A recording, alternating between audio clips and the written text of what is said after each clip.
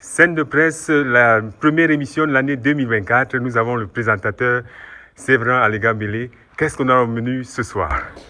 En fait, il y a 2 points. Il y a le message du président de la République le 31 décembre 2023, suivi des vœux au Palais de l'Unité, les vœux du corps diplomatique et des corps constitués nationaux.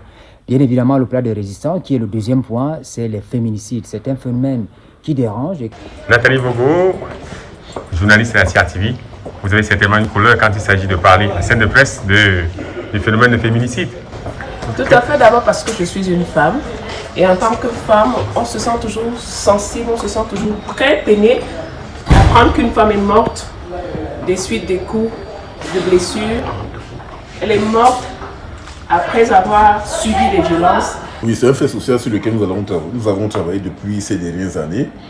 Et nous constatons qu'il y a l'exubérance de la violence dans les milieux conjugaux, de même que dans la société entière. C'est la raison pour laquelle il faut aujourd'hui condamner cette culture de la généralisation de la violence que l'on constate dans l'ensemble des structures familiales, de même que dans la société tout entière.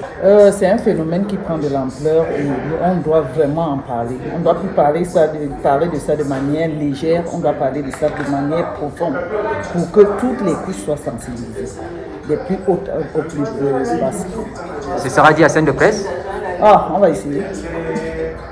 Monsieur Tchonko, conseiller technique modé au ministère de la promotion de la femme et de la famille. Bien, c'est un réel plaisir pour moi de participer à la première émission de l'année sur scène de presse. Alors pour ce que le ministère fait, nous aurons l'occasion de dérouler parce qu'il y a un chapelet d'activités que nous menons pour essayer de réduire le féminicide, pour réduire de façon globale les violences basées sur le genre. Donc nous pensons que pendant les débats, les échanges, nous allons nous étendre sur les aspects de ce que fait le ministère de la promotion de la femme et de la famille.